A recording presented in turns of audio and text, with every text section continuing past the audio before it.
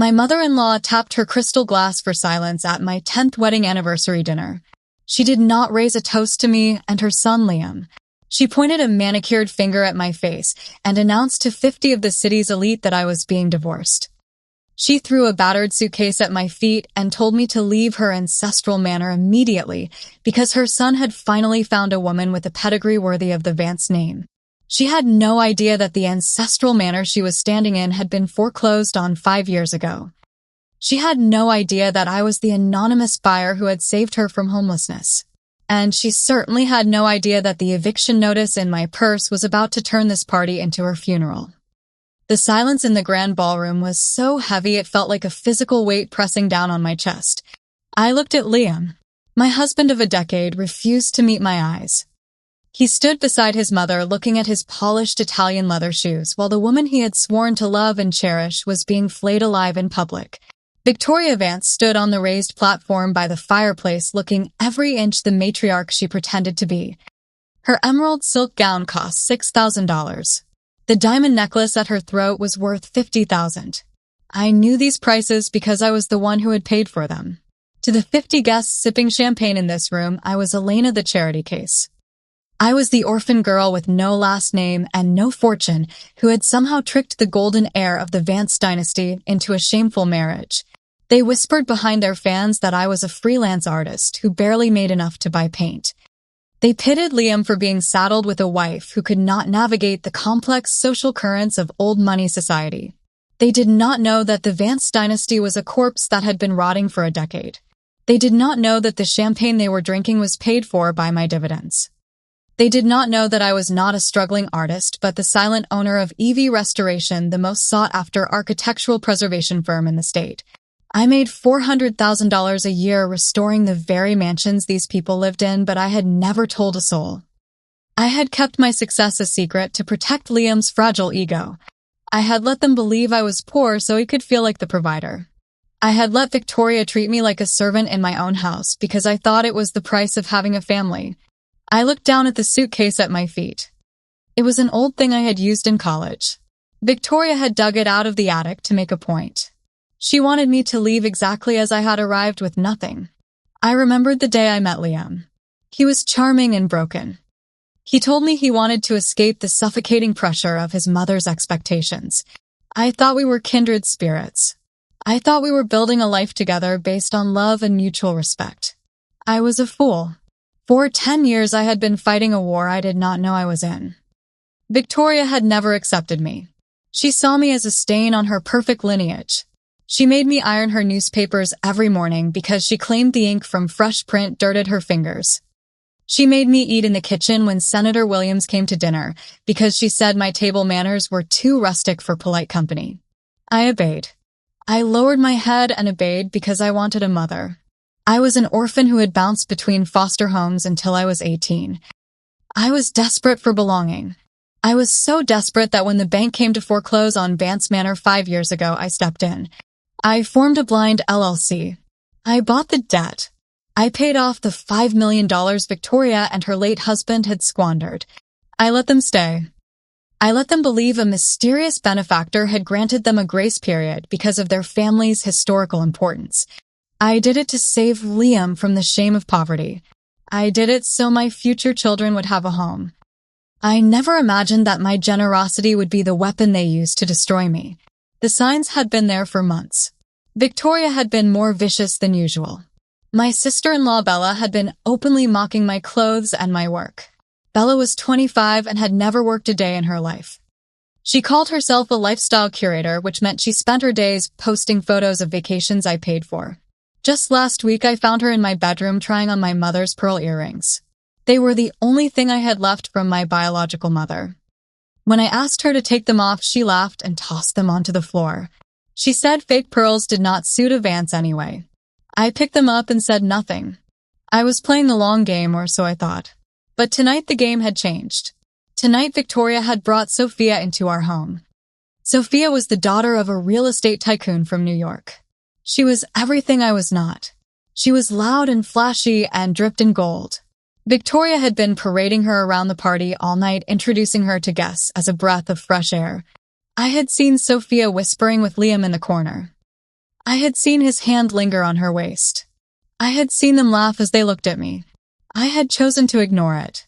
I had told myself Liam would never betray me. I had told myself he was just being polite. But then the glass tapped. Then the announcement came. Then the suitcase landed at my feet. The humiliation was total. But as I looked at Victoria's triumphant sneer, something inside me snapped. It was not a loud snap. It was the quiet click of a lock disengaging. The love I had held for this family, the desperate need for their approval evaporated. It was replaced by a cold, hard clarity. I was not the victim here. I was the bank. And the bank was about to call in the loan. I bent down and picked up the suitcase. The room went silent, waiting for me to run away in tears. Instead, I stood up straight and smoothed the skirt of my gray dress. I walked toward the stage. I saw panic flicker in Liam's eyes. He stepped forward to stop me, but I walked past him without a glance. I climbed the 3 steps to the platform. Victoria looked at me with disgust. She hissed that I should leave with some dignity. I reached for the microphone she was still holding. She tried to pull it away, but I held firm. I smiled at her. It was a smile that didn't reach my eyes. I took the microphone. I turned to the crowd. I saw the confused faces of the city's elite. I saw the waiters pausing with their trays. I saw Sofia smirking in the front row. I took a deep breath. I was about to burn this house down, not with fire but with the truth. To understand why I stood on that stage with a microphone in my hand, you have to understand the 10 years of silence that preceded it. The silence began on the first morning of my marriage. I had woken up early to make breakfast, hoping to impress my new mother-in-law. I was 22 and naive. I thought that if I tried hard enough, I could scrub away the stain of my background. I thought that if I was perfect enough, they would forget I had no parents and no pedigree. I was wrong.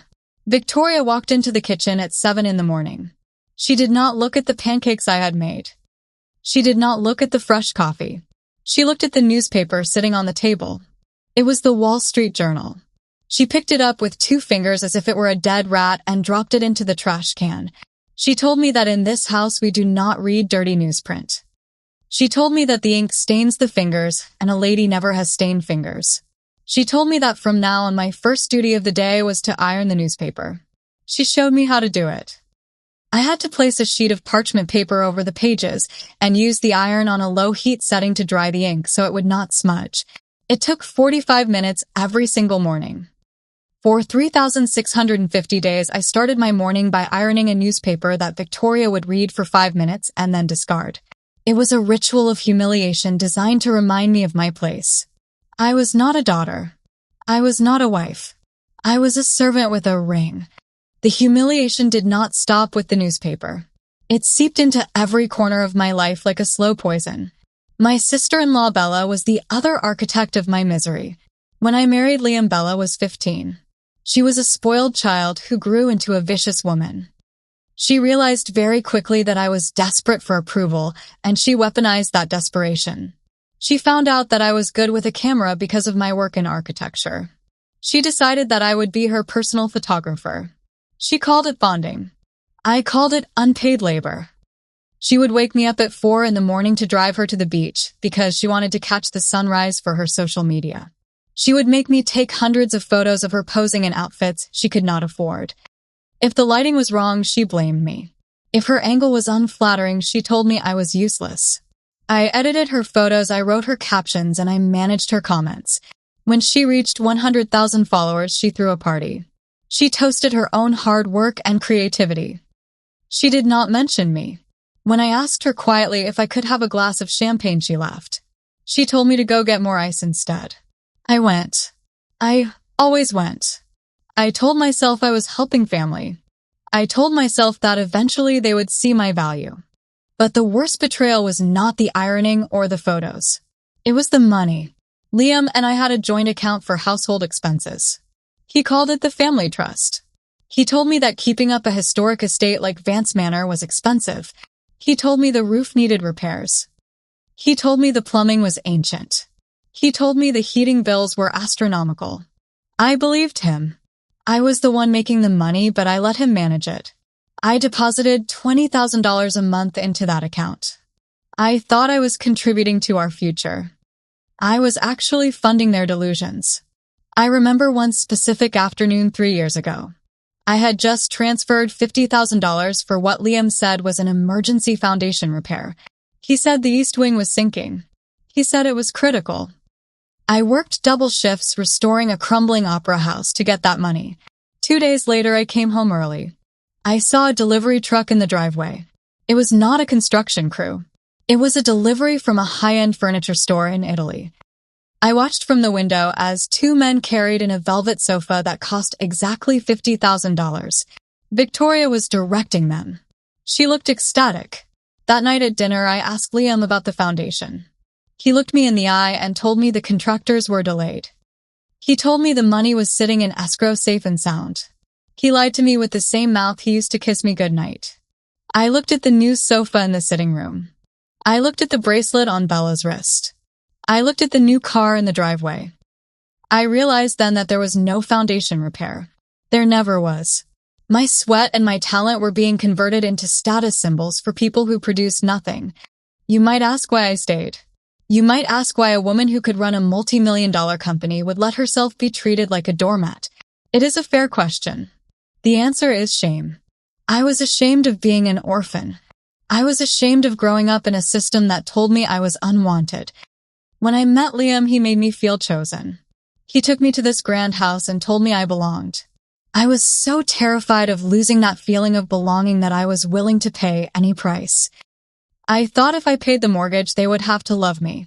I thought if I ironed the paper, they would have to respect me. I thought if I kept their secrets, they would keep me. I was buying a family. It was a transaction. I just didn't realize that the price would keep going up until I was bankrupt of all dignity. The isolation was absolute. Victoria made sure of that. She did not want her friends to know who I really was. To the outside world, I was Liam's charity project. When they had dinner parties for the senator or the mayor, Victoria would set the table for 12. There were 13 people in the house. She would pull me aside at 6 o'clock and tell me that the seating arrangement was tricky. She would say there just wasn't enough room at the main table. She would suggest that I might be more comfortable eating in the kitchen. She said it with a smile. She said it as if she were doing me a favor. She said I wouldn't enjoy the conversation anyway because it was about politics and art and culture. She implied I was too uneducated to understand. So I sat on a stool in the kitchen while the hired caterers plated the food I had paid for. I could hear the laughter from the dining room. I could hear Liam telling jokes. I could hear glasses clinking. I ate my dinner in silence, staring at the stainless steel refrigerator. I felt small. I felt invisible. I felt like the little girl in the foster home waiting for parents who would never come. The escalation happened slowly. At first, it was just the newspaper and the kitchen dinners. Then it became the clothes. Victoria started criticizing my wardrobe. She said my gray suits were depressing. She said I looked like a librarian. She started buying me clothes with my own money, but they were always ugly. They were ill-fitting dresses in garish colors that made me look ridiculous. She would insist I wear them to events, and then she would make fun of me to her friends. Then it became the jewelry. I had a small gold locket that my mother had left me. It was the only thing I had of hers. One day it went missing from my nightstand. I searched the whole house. I was frantic. I asked Bella if she had seen it. She shrugged and said she had thrown out some junk that was cluttering up the surface. She said it looked like cheap brass. She said she did me a favor. I went through the outside trash cans for 4 hours. It was raining. I tore open every bag. I found coffee grounds and orange peels and broken glass. I never found the locket. When I came back inside soaked and shivering, Liam told me to stop being dramatic. He said he would buy me a new one. He didn't understand. You can't buy a mother's memory. That was the first time I felt hate. It was a small cold seed in my chest. The final insult, the one that set the stage for tonight, was the anniversary party itself. 2 months ago, Victoria told me she wanted to throw a gala for our 10th anniversary. I was surprised. I was touched. I thought maybe she was finally softening. I thought maybe 10 years was the magic number. I asked her what she needed. She said she needed a budget. She said she wanted it to be perfect. She wanted the best caterer, the best flowers, the best musicians. She said it would be a celebration of the Vance legacy. I gave her the money. I gave her $100,000. I worked nights. I took on a project in another city to make the extra cash. I missed dinners with Liam. I missed sleep. I thought I was buying a truce. I was wrong. I was paying for my own public execution. I came home 3 days before the party. I was exhausted. I walked into the house and found the florist setting up. The flowers were white lilies. Lilies are for funerals. I walked into the dining room and saw the seating chart. My name was not at the head table with Liam. My name was at table 9 in the back corner by the kitchen door. And next to Liam at the head table was a name I didn't recognize. Sofia. I felt a cold dread settle in my stomach. I went to find Liam. He was in the library drinking scotch. He looked nervous. I asked him who Sofia was. He told me she was an investor's daughter. He told me it was just business. He told me not to worry. He lied. He always lied. But this time the lie felt different. It felt final. I went to my office and locked the door. I sat there in the dark. I looked at the bank alerts on my phone. The $100,000 was gone. I looked at the surveillance app for the house security system. I had installed cameras years ago, not to spy on them, but to monitor the staff. I had never checked the audio recordings. I felt dirty doing it, but I needed to know. I put on my headphones. I scrolled back to the morning meeting between Victoria and the party planner. I pressed play. I heard Victoria's voice crystal clear. She was laughing. She said, "Make sure the lighting is focused on the stage." She said, "I want everyone to see her face when we tell her." She said, "It will be the highlight of the season." She said, "Finally, we will be rid of that parasite." She called me a parasite. The woman living in my house, eating my food, spending my money, called me a parasite. I sat there for a long time. I didn't cry. I didn't scream. I just felt the seed of hate in my chest bloom into a cold, hard flower. They wanted a show. They wanted a highlight of the season. I decided right then and there that I would give them one. I stood up and walked to the wall safe hidden behind a painting of a ship in a storm. I spun the dial. Inside was a thick leather folder. It contained the deed to the house. It contained the loan documents. It contained the power of attorney. And it contained the dossier I had been compiling on every single dollar I had ever given them. I took the folder out. I weighed it in my hand. It was heavy. It was the weight of 10 years of silence. It was the weight of justice. I put the folder in my bag. I was ready. The recording ended, but the silence in my office screamed. I sat there for hours staring at the wall while the words played over and over in my mind. She called me a parasite. She called me a placeholder.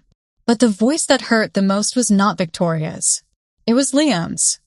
On the tape, he had not defended me. He had not told his mother that I was his wife and he loved me. He had simply asked if the divorce would be expensive. He had asked if I would try to claim half of the estate. He was not worried about my heart. He was worried about his inheritance. That was the moment the last ember of my love for him died. It did not go out with a bang, but with a hiss like a drop of water hitting a hot pan. I realized that the man I had slept beside for 10 years was a stranger. He was a weak and greedy boy who had never grown up. I stood up and walked to the window. I looked out at the manicured gardens I had paid to restore. I looked at the fountain I had imported from Italy. I realized that everything they loved about their life was actually me. They loved the money I provided. They loved the comfort I ensured. They just hated the source. I needed to know my enemy. I needed to know who Sofia was. Victoria had mentioned on the tape that Sofia was the daughter of a New York real estate tycoon. She said Sofia was the answer to their financial prayers. I opened my laptop. I did not need a private investigator. I had access to the best background check databases in the country because of my work with high-security government contracts. I typed in Sofia's name. It took me 10 minutes to find the truth. The screen populated with red flags. Sofia was indeed from New York, but her father was not a tycoon. He was a small-time landlord who had filed for bankruptcy 3 times. Sofia herself had a credit score of 400. She had 2 evictions on her record and a lawsuit pending for credit card fraud. I almost laughed out loud. It was a dark and bitter laugh. Victoria was so blinded by her obsession with status that she had failed to do basic due diligence. She saw a girl with a fake designer bag and a made-up last name and thought she had found a savior. She was trading a silent millionaire for a loud con artist. It was poetic justice. The next morning was a masterclass in acting. I walked into the kitchen and made coffee just like I always did. Liam came in looking disheveled and guilty. He kissed me on the cheek. His lips felt cold. He asked me how I slept. I told him I slept like a baby. I lied. I told him I was excited about the party. I watched his eyes. They flickered with panic. He mumbled something about it being a great night and grabbed an apple before rushing out the door. He couldn't even look at me. He knew what was coming. He knew that in 5 days he would stand next to his mother and watch me be thrown out. And he was going to let it happen. I watched his car disappear down the driveway and felt a surge of power. They thought they were the ones with the secret. They thought they were the ones setting the trap. They had no idea I was the one holding the trigger. I spent the next 3 days gathering my ammunition. I went to the bank and requested certified copies of every single transfer I had made to the Vance family accounts over the last decade. The teller looked at me with wide eyes as the pages kept printing. It was a mountain of paper. It showed the mortgage payments. It showed the car payments. It showed the tuition for Bella's failed fashion school attempt. It showed the medical bills for Victoria's cosmetic surgeries. It totaled over $4 million in cash transfers alone. This did not include the $5 million I had spent to buy the debt on the house. I organized the papers into a binder. I labeled it the receipt. I wanted them to see exactly what a parasite looked like. Then I went to the safe deposit box I kept at a private bank in the city. This was where I kept the documents that would end them. I pulled out the deed to Vance Manor. It was a beautiful piece of paper. It had the official seal of the county clerk. It listed the owner as Elena Vance Architecture Holdings, LLC. I had used my married name in the company title as a romantic gesture at the time. Now it just looked like a brand. I pulled out the promissory note signed by Victoria 5 years ago. She had signed it without reading it properly because she was so desperate to save the house from the bank. She thought she was signing a loan modification with a faceless corporation. She never looked at the registered agent of the LLC. If she had, she would have seen my signature. I also pulled out the occupancy agreement. It stated clearly that the tenants were allowed to reside in the property at the pleasure of the owner, and that any act of hostility or disparagement toward the owner or the owner's agents was grounds for immediate eviction. I traced the words with my finger. Immediate eviction. They had signed their own death warrants 5 years ago. The night before the party, I sat in the library with Victoria. She was drinking wine and looking at the seating chart. She looked at me with a smirk that she didn't try to hide. She asked me if I had found a dress for the party. She said she hoped I wouldn't wear something off the rack. She said it was important to look expensive. I looked her in the eye. I told her not to worry. I told her I would be wearing something that showed my true value. She laughed and said she doubted that was possible. She said some people are just born with class and some people are born to serve. She took a sip of her wine. I watched her swallow it. I thought about telling her then. I thought about ending it right there. But I stopped myself. I wanted the audience. I wanted the witnesses. I wanted 50 of her closest friends to see her fall. I wanted the humiliation to be as public as the pride she had weaponized against me. I went upstairs to my bedroom. I packed the battered suitcase Victoria had mentioned. I didn't pack clothes. I packed the binder. I packed the deed. I packed the background check on Sofia. I packed the occupancy agreement. I closed the latch. It clicked shut with a sound like a gunshot. I looked around the room I had shared with Liam for 10 years. I felt nothing. The grief was gone. The shock was gone. All that was left was the cold, hard geometry of revenge. I was not losing a husband. I was discarding a liability. I was not losing a home. I was repossessing an asset. I lay down in the bed and closed my eyes. For the first time in 10 years, I slept without dreaming. I needed my rest. Tomorrow was going to be a very busy day. The ballroom was filled with the scent of white lilies and expensive perfume. I stood by the pillar near the kitchen door where Victoria had instructed me to stand. I wore the gray silk dress she hated because it was the only thing I owned that felt like armor. I watched my husband holding cord in the center of the room. He was laughing too loud. He was drinking too fast. He looked like a man trying to drown a conscience he didn't have. Then the grand doors opened and Sofia walked in. She was wearing a scarlet gown that was tight enough to be a second skin.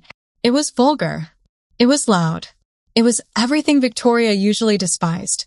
But tonight Victoria rushed forward with her arms wide open. She kissed Sofia on both cheeks. She led her to Liam. I saw Liam's face change. He didn't look guilty anymore. He looked relieved. He looked like a man who had been handed a life raft. He took Sofia's hand and kissed it. I felt a physical blow to my chest. It wasn't jealousy. It was disgusted disbelief. This was the upgrade. This was the woman worthy of the Vance name. A fraud in a polyester blend dress being welcomed by a fraud in a mortgaged mansion. I watched them for an hour. I watched Bella taking selfies with Sofia, calling her the sister she never had. I watched Victoria introducing Sofia to the senator as a young heiress with impeccable taste. I stood there invisible in my gray dress holding a tray of untouched appetizers because the staff thought I was one of them. I realized then that my invisibility was my greatest weapon. They didn't see me, so they didn't see the danger. They thought I was a ghost haunting their perfect life, but I was actually the structural engineer who knew exactly where the load-bearing walls were. And I knew exactly which one to pull to bring the whole house down. The moment came at 9 o'clock. Victoria walked to the microphone on the raised platform by the fireplace. She tapped her glass with a silver spoon. The room went silent. She smiled that shark smile I knew so well. She began to speak about legacy. She spoke about the future of the Vance family. She said that sometimes pruning is necessary for the tree to grow. She said that a true dynasty requires strong roots and fresh blood. She looked directly at me. The guests turned to follow her gaze. I felt 50 pairs of eyes on me. They were not kind eyes. They were eyes that measured worth in inheritance and bloodlines. Victoria beckoned me forward. "Come here, Elena," she said. Her voice was dripping with fake sweetness. I walked forward. My heels clicked on the marble floor. It was the only sound in the room. I reached the bottom of the steps. Victoria looked down at me from her platform. She didn't offer me a hand. She reached behind the podium and pulled out the old battered suitcase. She tossed it onto the floor at my feet. It landed with a heavy thud. The sound echoed in the silent room. She said, "I think it is time for you to go back where you belong." She said Liam needs a wife who can support his ambitions, not a charity case who drags him down. She said, "We have tolerated your lack of breeding for 10 years out of kindness, but kindness has its limits." She said, "Here is your severance pay." She dropped a crumpled envelope on top of the suitcase. It slid off and landed on the floor. I could see the corner of a $100 bill sticking out. It was $500. It was the price of a cheap bottle of wine for them. It was the price of 10 years of my life. The room gasped. Someone tittered nervously. I looked at Liam. I waited for him to step in. I waited for him to say stop. I waited for the man I had saved from bankruptcy to show 1 ounce of decency. He didn't move. He stared at his Italian leather shoes. He was letting his mother discard his wife like a used napkin because he thought he had found a better deal. That was the moment the camel's back broke. That was the moment the crying stopped forever. I looked at the $500. I looked at the suitcase. I looked at Sofia, who was smirking behind her hand. And I started to laugh. It wasn't a hysterical laugh. It was a cold, genuine laugh of pure amusement. It started low in my throat and bubbled up until it was a clear, ringing sound in the quiet room. The guests looked uncomfortable. Victoria's smile faltered. She looked confused. She looked annoyed. She asked me if I found poverty amusing. She asked if I was having a breakdown. I stopped laughing. I looked her dead in the eye. I didn't feel small anymore. I felt enormous. I felt like a tidal wave that was about to swallow the shore. I stepped over the suitcase. I stepped onto the platform. I walked right up to her. She tried to back away, but there was nowhere to go. I reached for the microphone. She tried to pull it away, but her hands were shaking and mine were steady as stone. I leaned in close to her ear. I whispered one sentence that only she could hear. I said, "You forgot to check the deed, Victoria." Her eyes widened in genuine terror. The color drained from her face. She knew. In that split second, she knew she had made a fatal error. I took the microphone from her trembling hand. I turned to the crowd. I saw the confusion on their faces. I saw the fear in Liam's eyes. I took a deep breath. It was time to introduce them to the real owner of the house. It was time to show them what a parasite really looked like. I looked out at the sea of faces. I saw the confusion morphing into curiosity. I told them that tonight was indeed a night for truth. I told them that the Vance family legacy was a lie. I told them that the champagne in their glasses was paid for by a freelance artist. I signaled to the audio technician at the back of the room. He was a young man I had hired myself earlier that day, replacing Victoria's usual guy. He pressed a button. The large projection screen behind me, which was meant to display a montage of Liam's achievements, flickered to life. It did not show photos of Liam. It showed a legal document. It was a deed of trust. The font was large enough for everyone to read. I pointed to the top line. I asked Victoria to read the name of the owner of this property. She refused to turn around. She stood frozen, staring at me with hate. So I read it for her. I announced that the owner of Vance Manor was not the Vance Family Trust. It was not Victoria Vance. It was Elena Vance Architecture Holdings, LLC. A gasp went through the room like a sudden wind. I explained that 5 years ago this house was in foreclosure. I explained that the bank was hours away from seizing every stick of furniture. I explained that I stepped in and bought the debt for $5 million in cash.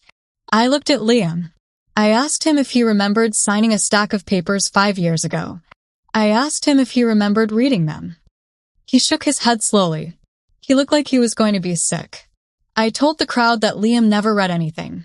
He thought he was signing a refinancing agreement. He was actually signing a lease. The screen changed. A new document appeared. It was the occupancy agreement Liam had signed. I highlighted Clause 14. It stated that the tenants Victoria and Liam Vance were permitted to reside in the property as guests of the owner. It stated that this privilege was revocable at any time if the tenants engaged in conduct detrimental to the owner's reputation or well-being. I looked at Victoria. I told her that throwing a suitcase at the owner's feet in front of 50 witnesses certainly counted as detrimental conduct. I told her that trying to replace the owner with a cheap knockoff was a violation of the lease. I told her that her tenancy was officially terminated. The room was deadly silent. You could hear the hum of the projector fan. Victoria finally found her voice. She screamed that I was lying. She screamed that I was a fraud. She grabbed my arm. I pulled away. I told her to look at the screen again. The next slide appeared. It was a bank statement. It showed a transfer of $20,000 from my personal account to hers. Then another. Then another. It scrolled down for pages. It showed the date of every transfer next to a photo of what she bought with it. A transfer in March next to a photo of her emerald earrings. A transfer in June next to a photo of Liam's golf club membership. I narrated the list. I told them about the newspaper ironing. I told them about the kitchen dinners. I told them that while I was ironing her paper to keep her fingers clean, she was spending my money to keep her image clean. I told them I was the bank and the bank was closed. Then I turned to Sofia. She was trying to sneak away toward the garden doors. I called out her name. I told her not to leave yet. I told the crowd that Victoria wanted to introduce a new heiress to the family.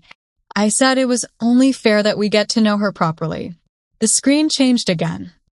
It showed a background check. It showed a mugshot. It was Sofia from 3 years ago.